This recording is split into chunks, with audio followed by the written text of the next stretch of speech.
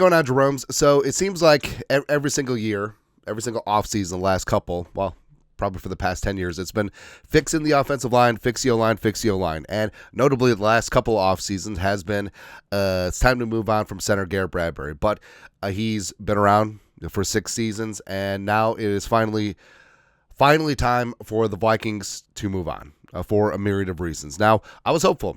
A lot of people were hopeful when the Vikings, the Grim Reacher, number 18 overall in the 2019 draft, a lot of people pissed and moaned, well, you don't spend a first-round pick on a center, yada, yada, yada, yada. Especially when Elton Jenkins and Eric McCoy were still on the board. Yeah.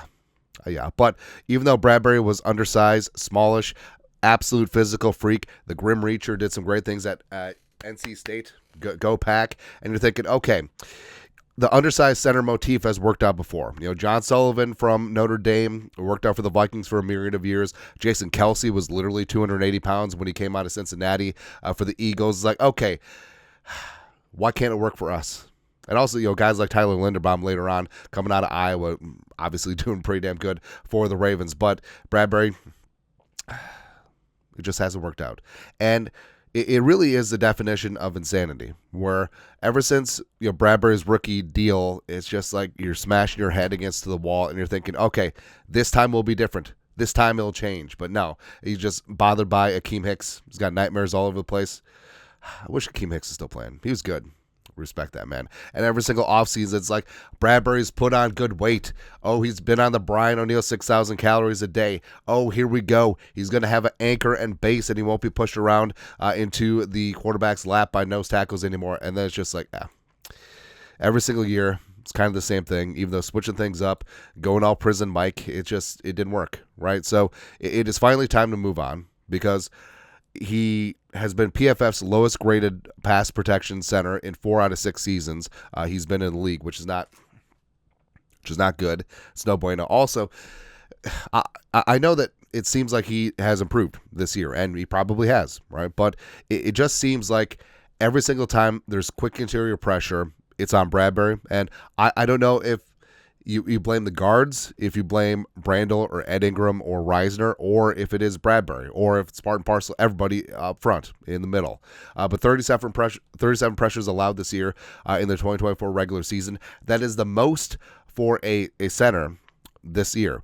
Second most was 29 by Josh Myers of the Packers. So 37, 29.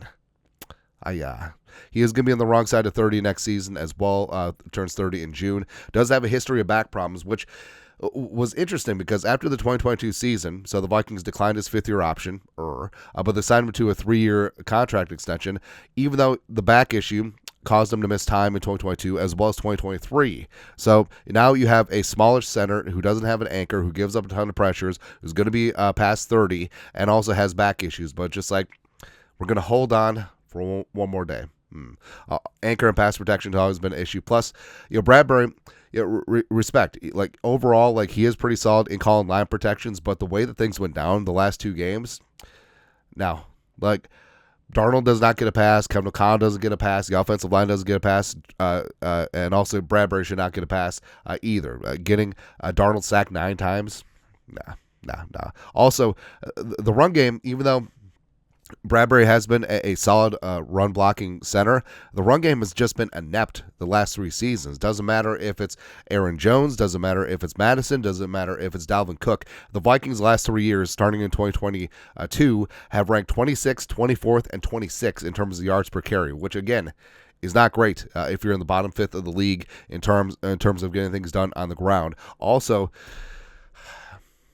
if the Vikings want to move to a more of a power scheme, like, I just want a 320-pound center like Matt Burke from back in the day, right? So if you want to move to more of a power scheme, which it would be if you bring in a guy like Trey Smith and or Tevin Jenkins, it would make sense to move on from Bradbury as well, right? And his contract is very edible.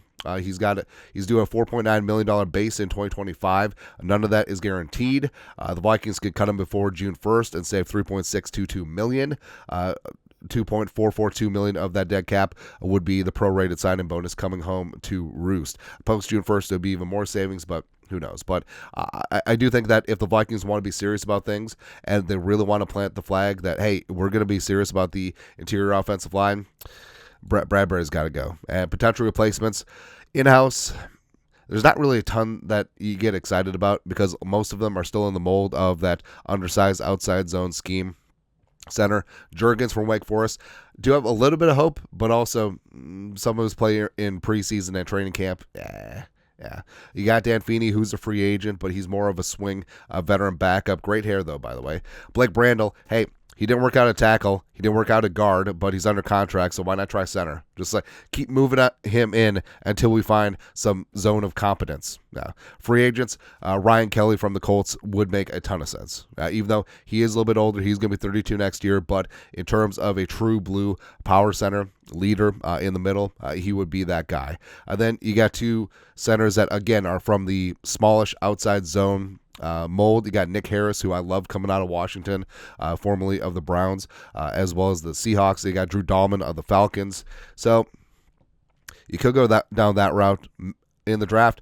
There's a ton of really good centers in the draft that return to school, but Jake Majors out of Texas is a guy that I like a lot. Jonah Monheim from USC could be an option later on. So I don't know. It really is a question of the devil you know versus the devil you don't. But I think if the Vikings, again, want to prove that they're absolutely serious about moving on, I think it's time for the Vikings to cut bait with Bradbury and just completely turn the page and get back to power football. Again, when the offensive line was like Hutchinson and Matt Burke and Anthony Herrera, and then Sully came in and he was undersized, but he got the damn job done. It was glorious. It was glorious. And Bryant McKinney and Phil Lodeholt, we need to get back to the offensive line averaging 340, 350 across the board. No one's going to F with us. Anyways, but your thoughts are thoughts. It's time to move on for Garrett Bradbury. Yes. Let us know. Comment section. You guys are the best. You know what to do. Skull production value.